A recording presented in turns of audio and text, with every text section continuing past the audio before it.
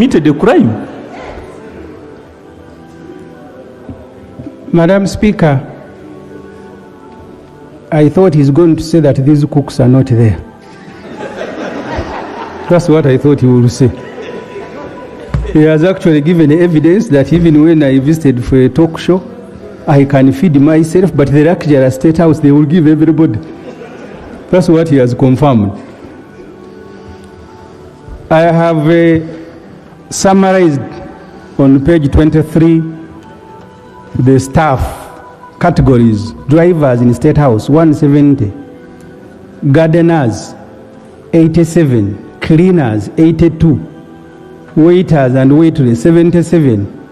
Cooks, 59. Housekeepers, 31. Mechanics, 30. Chefs, 15.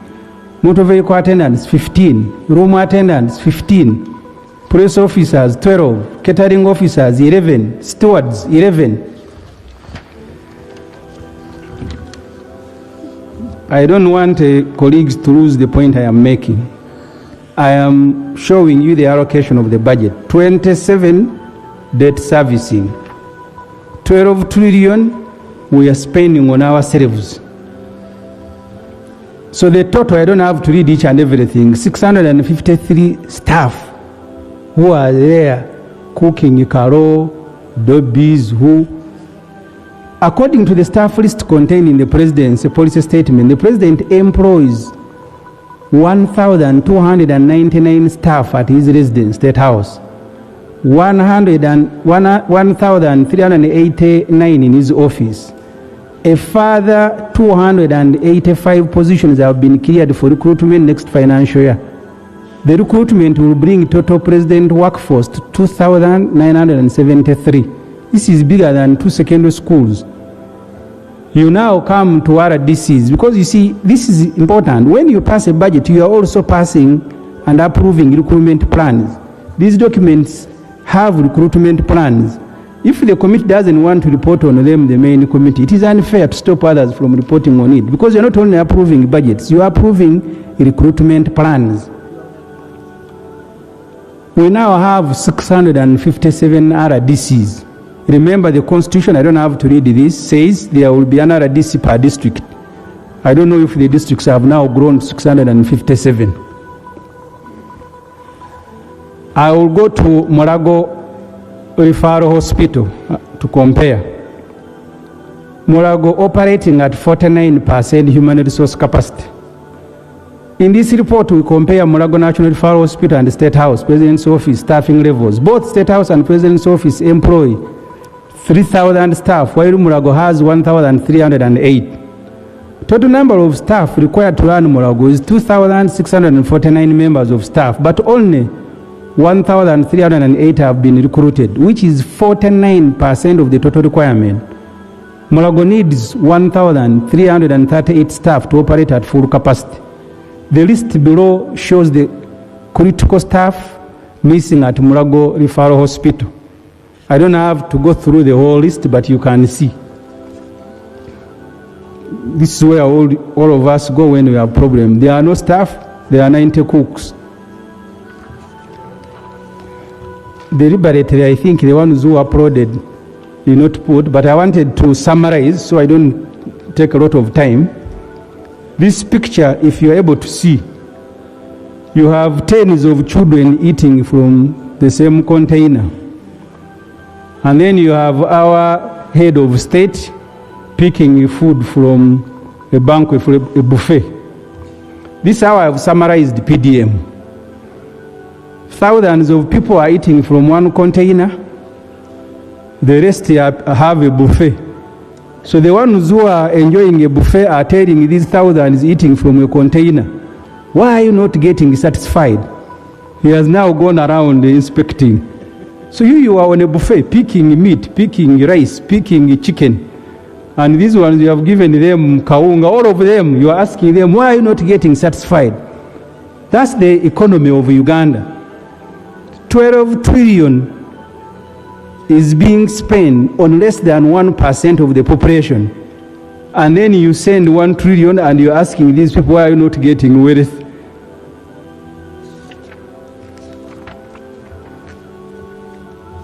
Let us look at the 1 trillion in the budget that will be given to, because we are told 14.8 million Ugandans who are still in subsistence agriculture under the patched development model. I don't have to repeat, that's why I used the photos to illustrate. I can now go to page 30. I'm about to finish. And this, for us, is the critical point. Budget must address conditions of our people. Our proposal to restructure the budget to address the socio-economic situation in the country, let us look at that situation that we are saying must be addressed. 14 million Ugandans walk barefoot. Right, Honorable Speaker, Honorable Members, 31% of Uganda's population, approximately 14 million, do not have at least 2 sets of clothing or a pair of shoes. Majority of these clothes and shoeless people are in Karamoja, where according to UBOS, 62% are without a pair of shoes and 37% are without 2 sets of clothing. Karamoja is followed by Busoga, where 26% of the population do not own 2 sets of clothing and 33% are still walking barefoot. This situation is evident when you look at the number of children in Busoga walking to school in plastic sandals called Nigina or barefoot. Rango, Teso, Buked and Western Nile follow. This is according to UBOS.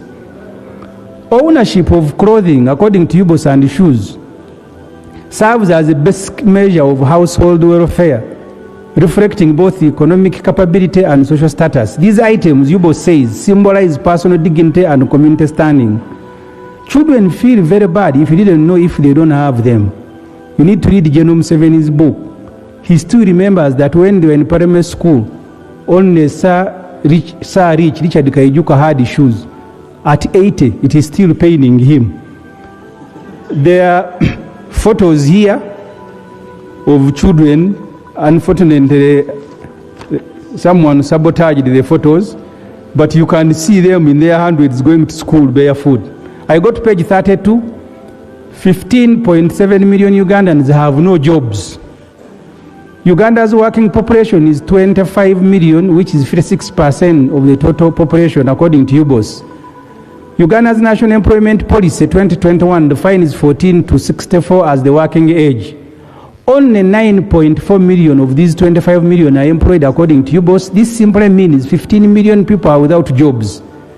General Tibuhabu on Labor Day stated that 1.4 million people are working in factories, 3.6 million in agriculture, 5 million in service, 46,000 in ICT, 408 in public service. Of course, President Museveni figures are exaggerated because the Auditor General, after head count, quoted 396,000 as the number of public service figure. The National Bureau of Statistics on page 162 of the census surprisingly records 13% of the working age as the number of the unemployed. This percentage of 13% actually means 3.2 million people and not 1.2 million as they put. Whichever figure you take, unemployment in the country is high, but even those reported to be working in factories are paid peanuts and working under very harsh conditions. Among the youth aged 10 to 30, numbering 10 million, only 1.6 million are without jobs. That's why younger people are restless. The solution cannot be abduction, court-martial, and prison. The solution is to look for jobs for them. Only 2.7 million Ugandans own bank accounts. We are told we are being moved into money economy. Maybe they will put us on trucks and drivers there. Only 2.7 million own bank accounts. On page 171 of the census report, UBOS reveals that only 2.7 million Ugandans own bank accounts. The bank account ownership gives a fairer picture of who really is working and is in money economy. Both government and private sector pay through banks and are required by law to remit workers' savings to NSSF or various pension schemes. If only 2.7 million people, which is 10% of the working age, own bank accounts, it means many Ugandans are casual laborers. Bank of Uganda, in a 2022 financial capability survey, found out that 49% of Ugandan employees are paid 150,000 and below. Those paid between 250 and 150 are just 33%. People who are paid $500,000, between $500,000 and 250 are 11.1. Those who are paid between $500,000 and $1 million are 5.7. The Ugandans who are paid a salary of more than $1 million are just 0.9% of the population. That is the money economy for you in our country.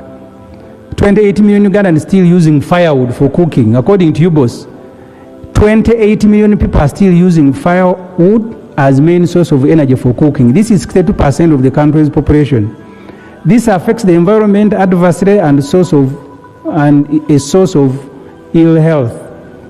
89% of the population is using firewood and charcoal. In Karamoja, 56% are still cooking in open space. The chair who presented the report said this is the best budget. Of the 10 million households, only 25 are using electricity for lighting and 28 are using solar. 5 million Ugandans ride border borders. According to UBOS, bicycles remain the main means of transport in the country. At least 20% of the population, roughly about 9 million people, own bicycles. 12%, 5.5 million, own motorcycles. 3.9, which is 1.8 million, own vehicles. What this means is that we are a border and bicycle economy. 14 million Ugandans in subsistence economy. According to the census, 3.5 million households, which is 33% of the total 10.6 million households in the country, are still engaged in subsistence economy. This is 14.8 million people.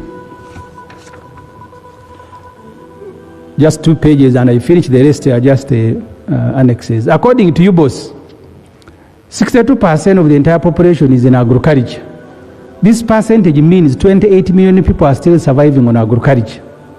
5.6 million families share a room each, have no toilet. According to the census, there are 10.6 million households in Uganda. The average size of a household is 4.2 persons. According to the census, 53% of the households in the country sleep, 4 people sleep in one room. In Karamoja, it is even worse. It is 70% of the households that are sleeping in one room dwelling. So families have one room, that's where they sleep.